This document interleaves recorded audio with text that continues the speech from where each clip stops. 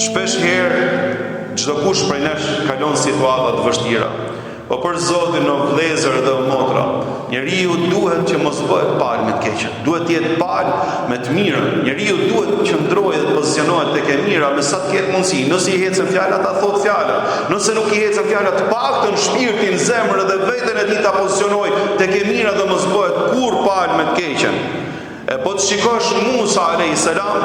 Ai shumë mërzit nga servilizmi dhe nga pisliku i këtyre, sa që fillon që t'i flasë ashpër ashtu siç ishte bashkë me vllajën e tij dy vetëm përpara gjithë turbës dhe përpara 10.000 magjistarëve, duke i folë dhe duke i qortuar aty përpara gjithëve. Qala lahum Musa waylakum la taftaru ala Allahi kadiban fayushitakum bi'adab. Mirë për juve, thot. Si mundeni ti mvishni padrejtësia, ti mvishni gënjeshtra të vërtetës, edhe Allahu xhelleshanu e t'ju fshis Zoti me dënimin e tij. Nuk i friksoheni Allahu xhelleshanu.